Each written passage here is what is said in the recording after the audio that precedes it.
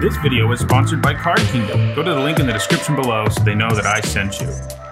As we're recording this, Commander 2019 spoilers are ongoing, and we also recently learned that Brawl is going to be a supported format in Magic Arena. Those two things together have me thinking about the genesis of EDH, which is, the grandfather of Magic Arena, and is another name for Commander. And in today's episode, we're going to be looking at a pretty interesting source from the earliest days of Magic. We often hear that EDH was played by judges and was a format they played during their downtime, and that's how it really became popular. EDH, by the way, stands for Elder Dragon Highlander, with the idea that you had a general who was one of the Elder Dragons from Legends, and your deck could not have more than one copy of any non-basic land card, hence the Highlander part, since in that franchise there can only be one. There can be only one. As they say. Anyway, I had always thought these guys invented the format themselves, but upon doing some research, I found a source that is older than, the first judges really starting to play the game. So we're looking at a primary source here that's the historical terminology, that tells us about the time period it was written in the time period, and it's about the format that is the precursor, really, to EDH. So it's an article in Duelist Magazine, which used to be a monthly publication that Wizards put out there that talked about Magic. I kind of miss the days of Magic magazines, my Inquest Gamers and Duelist and Scry from when I was 12 years old and playing this game. And, I did some Magic stuff on the internet even back then, but that was like a big source of Magic content back in the day. I kind of miss it. How many Magic magazines were there back then? I'm trying to think of, I don't think I had any other ones. I think at its peak, there were probably like 4 or 5 that covered card games, collectibles and stuff like that. Like Beckett for a while had their own magazine. I don't remember what it was called, but yeah, there were a lot for a while. I remember I just used to love flipping through them because back in the day, we didn't have access to the internet all the time always. So if you wanted to trade and you wanted to trade for good value and not get ripped off, you'd have to buy, whatever copy of these new magazines. And I think particularly the Beckett, was it the Beckett one that tracked, I think they all had a price section, probably not Inquest though, because I think Wizards always tries to keep, secondary market stuff out of their yard. Inquest wasn't actually Wizards, it was Duelist. Oh, I don't know who Inquest was. Yeah, whichever one was run by Wizards probably didn't have prices, but there was plenty that did do price listings, and there would definitely be some pretty crazy disparities. I remember, nowadays people will look at back issues and be like, wow, look at the prices here, and definitely a trip looking through and seeing, Black Lotus for $50 and things like that, but... Yeah, I mean, even when I first really started getting into, reading all these magazines and this content, Black Lotus... back then was $1,000, which was wow, I can't believe a card's $1,000. But now, that's an Alpha Black Lotus for $1,000 is an incredible deal. Yeah. So it's wow, that's crazy. Just, when you go back even further to 1994, 95, and Black Lotus was $50, mind boggling. Yeah. That's where Marty McFly should have gone. Yeah. Do yourself a favor and definitely look up the Purple Mana article. I always think that one's just such a nice encapsulation of the zine scene back in the 90s, because that was Twitter posts and Reddit posts and things like that where they speculate. Print media is dead. But the speculation is just so much more fun to me when it's actually on ink. Everything now is so ethereal, but in this it's some editor actually said, had to go through and be what's going to get people to buy this magazine? We're going to say that a 6th color of mana is coming to Magic. It was just so funny. Anyways, sorry, totally derailing. No. Just got a little nostalgia trip there. So it wasn't a derail. I mean, we're talking about the magazines back in the day because that's where we have our source. So I was talking about Duelist Magazine. This magazine sometimes featured interesting Magic variants that people had thought up or played with their friends. And in July of 1996, Jesus Lopez wrote about something called Elder Dragon Legend Wars, which sounds sort of similar to EDH. And indeed, it seems to be the first time someone wrote up rules for something similar to EDH. I think more accurately, we can call it a precursor to it, because we're going to talk about the rules and everything, and we're going to see that it has some differences. And when I started looking around at the history of EDH, BDM wrote a really long article about it for Wizards a few years ago. And I found in it that he interviewed Sheldon Menery, who's often referred to as the godfather of EDH. And he said that, while he and others brought EDH into the public eye, he said that he and others were influenced by some article in Duelist, which he wasn't very specific about, but I think it must be this one. And so we're going to look at the actual document today. Like, I'm actually going to read some quotes from it to talk about the rules. We're going to talk about these rules. Again, as we'll see, seem to very clearly indicate that this is a precursor to EDH. And as we'll see, there are some key differences, but the idea at the core is very much still intact in EDH today. In short, sort of to sum up what we're going to see, there are very strict and somewhat complicated rules as it applies to deck construction and even gameplay that would be a bit much by today's standards for EDH. So the very first thing that is noted when he's talking about this format is he says 3 or more players recommended. From the very beginning, this format was meant to be multiplayer, at least 3 players, and EDH today is still largely played that way, so that part has really carried on. This part is a little bit different. It says players choose or select at random an Elder Dragon legend as their army's leader. So, in other words, you could only have one of the 5 legends, one of which is Nicol Bolas's original appearance way back in the day, one of those 5 legendary dragons in this format, hence the very specific name. And as we know, the very early days of EDH on the tournament scene played by the judges has the same basic idea. That's why it's Elder Dragon Highlander. You have to play with one of these Elder Dragon legends. So that is carried on in the name today, but obviously today it's just any old legend. Another rule, players start with 25 life, so considerably lower life total than we have in EDH today, which has a life total of 40 as the starting point, but kind of makes sense for the time. While spells were way more powerful back in the day, creatures weren't really. As a result, 25 life might have made more sense to start at back then.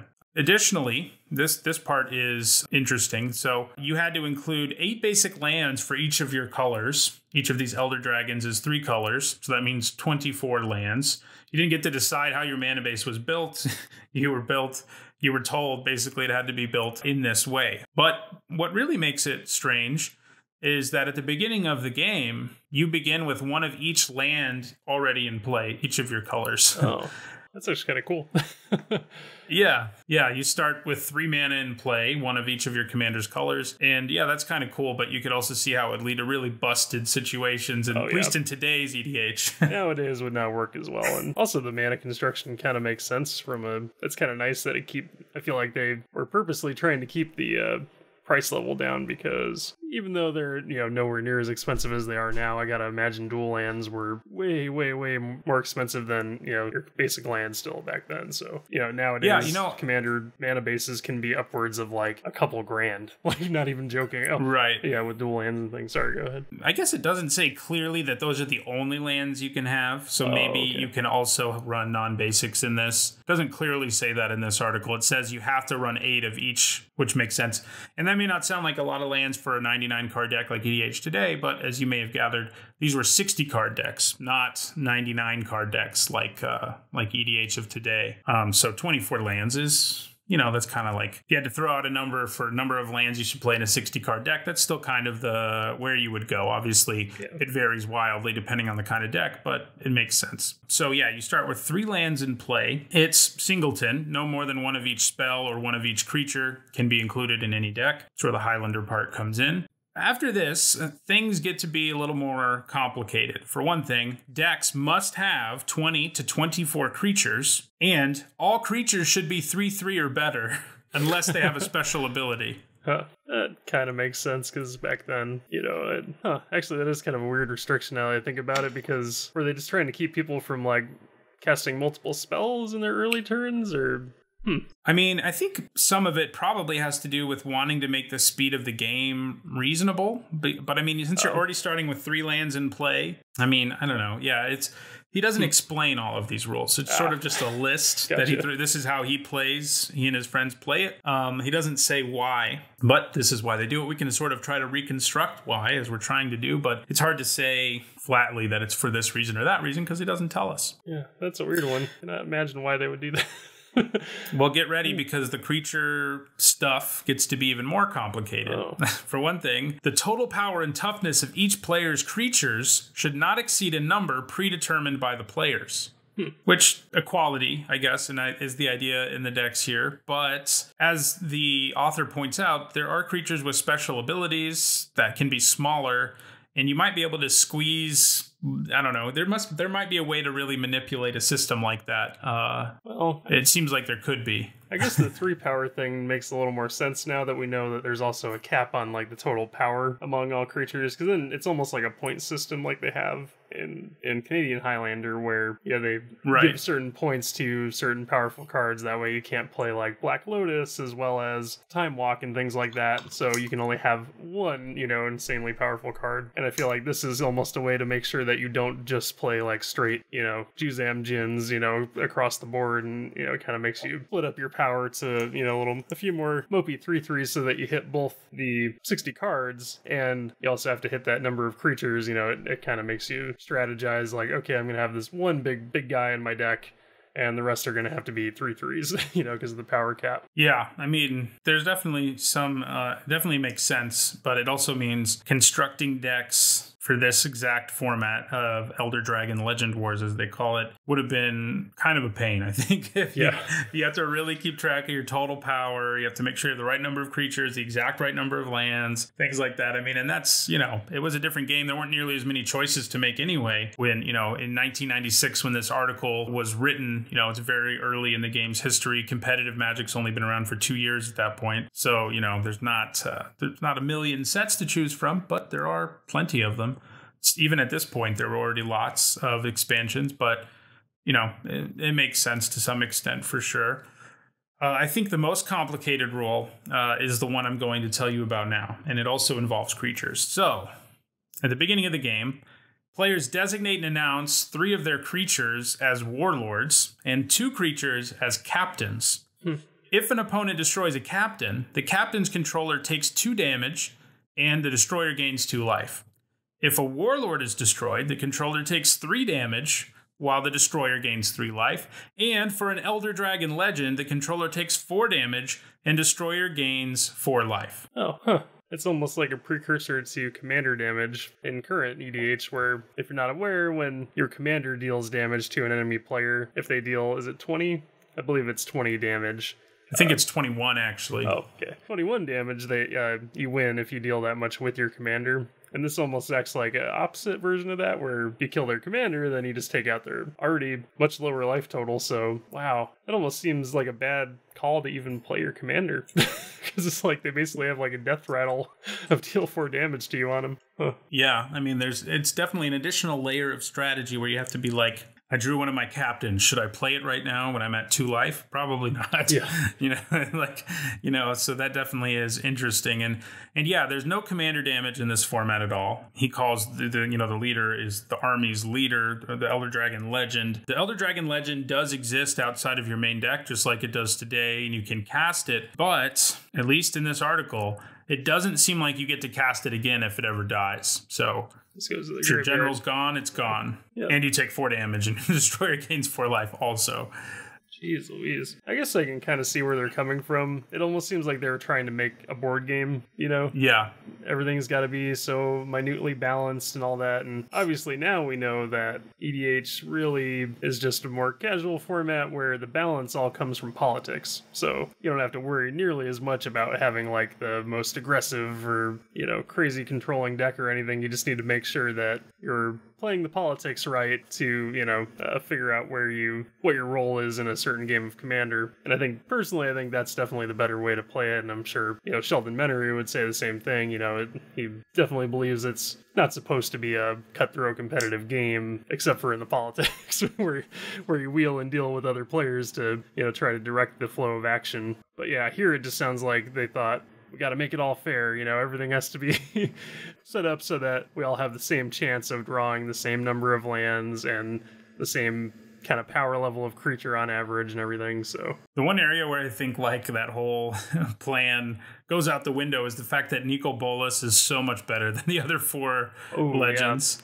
Like, if he hits your opponent and they discard their whole hand, they're done. Like, Oh, yeah, even back then, like, that's an area where, there should be balance. There's all these things in play to ensure balance, but maybe like the Nicol Bolas player should start at 20 life or something. I don't know, because their general is just going to be better. Oh, and you get access to all the best cards because you get Recall, Time Walk, Lightning Bolt, and Terror, and all that stuff. It's like, holy cow. Yeah, you definitely do. Another thing he notes is decide beforehand which cards are banned, so your playgroup can agree. For him, what he likes to have banned are global effects. He mentions Balance, which is arguably the most powerful white card ever printed. That I don't think people often realize that, but it probably is. But Wrath of God, too, more obviously. But then Anarchy and Gloom are both on the list. Those are both color hoser effects. Anarchy destroys all white creatures. Gloom makes white things cost 3 extra mana. But that's interesting to me because that wouldn't actually affect all decks equally, but maybe that's the point. Like, if you're the Nicol Bolas deck and you can play Gloom and it doesn't affect you at all, that's kind of intense for your opponents. So it is interesting because today global effects like that are like almost the bread and butter of EDH, I feel like. But he didn't like to have them in his play group. Oh, yeah. Can't go a game without somebody playing Cyclonic Rift, now, which, just resets the game. I kind of wonder if Wrath of God was, pegged for that same reason of just like making the game take, that much longer because you're clearing the board, and everyone's got to spend all their time resetting everything. Yeah. Yeah. Yeah, and especially in a world where you don't seem to be able to recast your generals, like Wrath of God. Just a blowout. Ooh, or Boil. Ugh. If you're the one player that, is red but not blue, then you get to blow out the Nicol Bolas player and the who's the other one that Chromium, the Esper player would just get hosed by Boil. Yeah, that's really interesting though. I mean, it's so clearly kind of the same idea. It almost makes me wonder like who truly came up with the original concept of this, because I mean, does it sound like this what was his name again? Jesus Lopez. I tried to find him like in the Magic community on Twitter and places like that. I found a lot of Jesus Lopez's, but I couldn't find anyone who was clearly this guy. So I think that's interesting because he would be interesting to ask, like, how did you come up with this? Did people at your store come up with this? Where did this come from? It's not clear whether he created it. I think it's clear that he probably in his playgroup is sort of like the commissioner of the format, at least. But whether he came up with everything here, like single-handedly, seems unlikely. It seems almost guaranteed, the way Magic is, that it was at least sort of a communal invention in a way, where they probably started playing this one way or another and they said, that's not fair, let's do this, or that's stupid, let's get rid of that, and so forth. But yeah, it's it's the first time we have it written down by someone in a way that's clearly similar to EDH, but we don't know for sure. One thing I think is interesting is that he concludes his article, this discussion, by saying, since the intent of Elder Dragon Legend Wars is to increase playing pleasure, feel free to introduce your own rules and replacements. And, well, people did. And I think that's how we got to EDH, is from people first seeing this, modifying it, and then over time, Sheldon Menery and others modifying what we know now as EDH or Commander. Yeah, and even as interesting as I think it would be to like track down that, original person, it's also just kind of a nice tale that the judges were the ones, that came up with this format, because they really are some of the hardest working community members, making sure that tournaments go. And, it is a kind of a romantic story that this format, rose up out of that. And I mean, you do have to hand it to them. Even if they weren't like the complete originators of the format, I guarantee they're the ones that spread it. Oh yeah, they're the ones who spread it, and I think they're the ones who made it into much more clearly what EDH is today, as opposed to this Elder Dragon Legend Wars thing. Yeah. EDLW,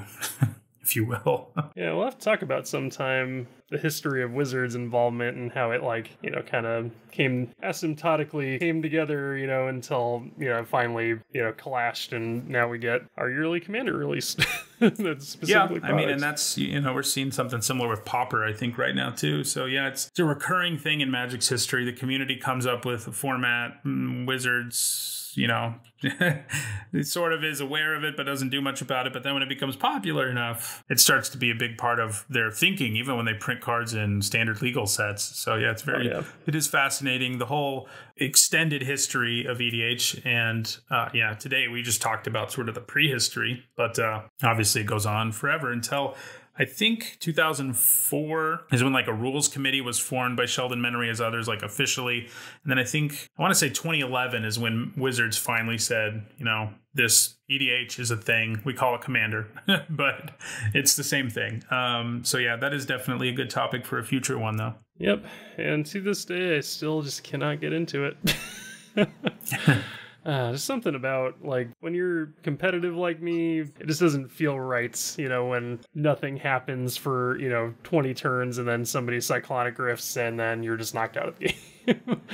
Didn't you play a Nexus of Fate deck in Standard? I didn't, no. I've never played. Oh, okay. I have not touched Nexus of Fate. Don't put that on me. Okay, I have played Win Conditionless Teferi. I did not want to, but I had to. That's what I'm thinking of. Because I was in the Team Trios thing, and Blue-White was our open, So yes, I have played some obnoxious, really long decks, but just the multiplayer aspect, like, it doesn't get my competitive blood going, it just kind of, and then there's times when, I'll sit down with, I've got a group of friends that are not serious at all about Magic. They just play basically kitchen table Commander, but they play with however many cards they want. It's kind of like Legacy, basically. And then it's kind of nice because we just sit and talk. It's just an excuse to sit around a table and just chat and shoot the shit. But yeah, when it comes to people that take Commander too seriously, it just not my... Yeah, I mean, there is a whole like competitive scene, like competitive EDH, which I think is mostly one-on-one. And yeah, I mean... That is a tricky thing about Commander in general, I think, is you have to find the right play group that has the same sort of vision for what it's going to be like as you do. Because if one guy gets in there who's super serious and has an infinite combo or 7 in their deck that they can quickly assemble, and they have spent thousands of dollars on your deck and you and your friends are playing like a Commander 2019 deck, like, and that can happen. You see posts about that on Reddit like all the time. Somebody who enters into this play group and just ruins everything because they all have a certain vision and this new person doesn't. And that is tricky because, yeah, there's some people who want to be super serious when they play EDH, but there's a larger number of people who are just looking to have fun and, people want to win, but, they're not going to spend thousands of dollars on their deck and they're not going to, be having ridiculous combos that can win the game as early as like turn 3 in EDH, so it's... Yeah, and that's unfortunately my LGS. And when we say thousands of dollars, we're not kidding, because there's a guy, I think he sold the deck recently, because he just needed the money, but his deck was valued at $20,000. It was a mono blue Commander deck, all foil. Like, he had foil everything, incredible prints, like altars that, those were a little harder to like include in the total value, but they were altars by like the artists and that made the card, and just incredible. Like, the whole thing was like a work of art. And I also think that's the other aspect to EDH that gets a little underplayed sometimes, is it is just a really great expression of your Magic identity. You get to choose which versions of cards you want to put in there, and foils and not foils, and the lands by a certain artist that you really enjoy, and all that stuff really makes it kind of like, I definitely sometimes I scoff when people say that Commander is the most popular format, but it makes so much sense at the end of the day, because it really is so entrenched in Magic's identity and gives you access to like literally however many hundred or tens of thousands of cards at this point. I forget what the last count was. It's a lot. Yeah, a lot. I can find out real quickly,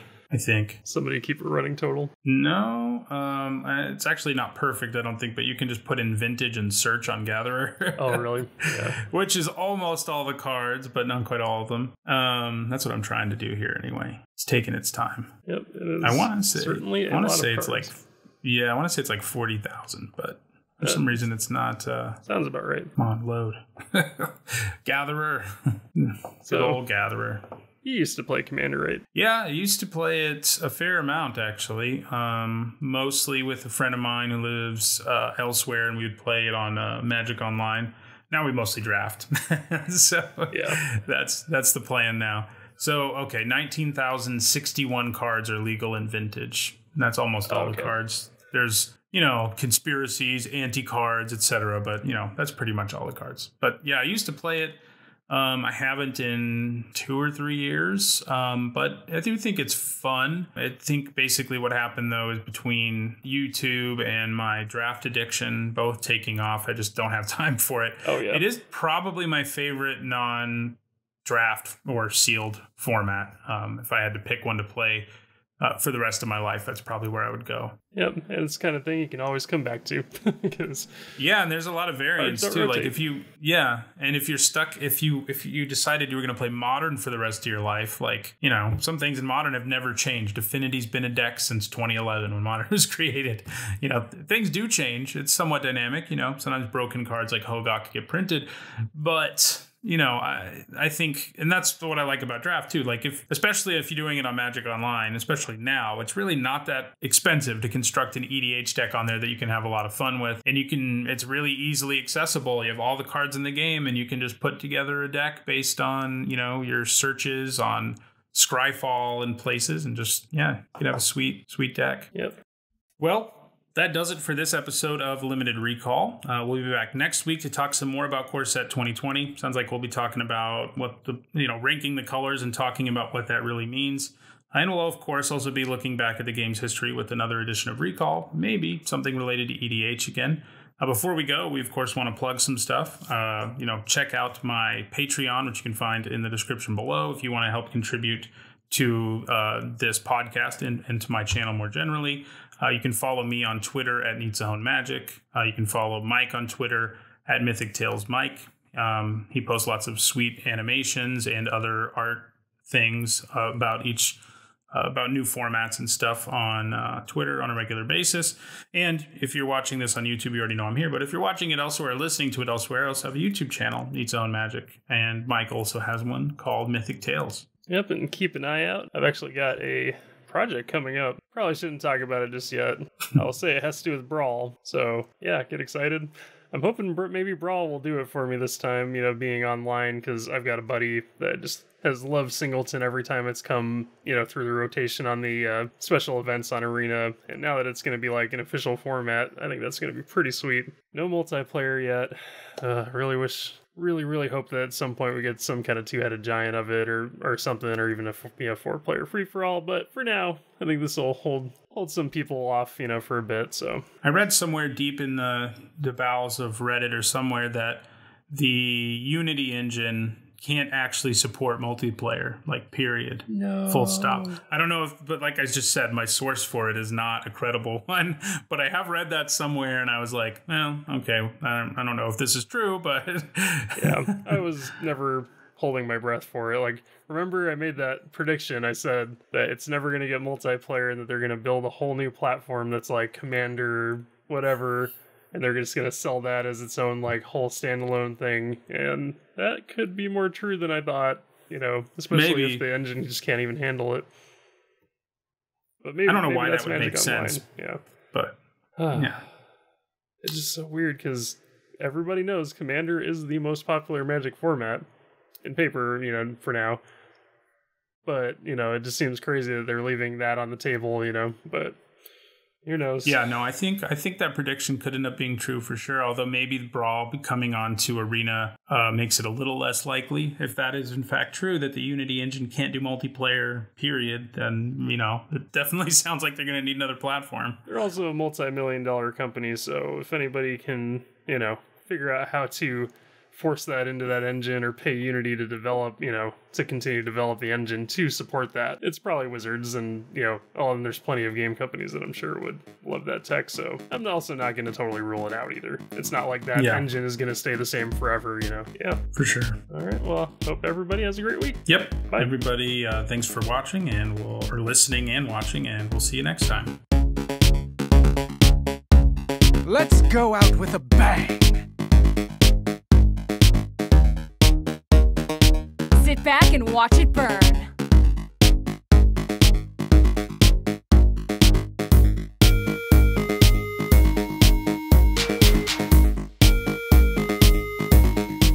Oh, I'm so sorry. I have such a small bladder, and I'm like, I think I can make it, and then I'm like, I'm not gonna make it. So I was like, I wait till the sentence is done, and then, okay, we just need to, yeah, we can just go to the outro now, I think.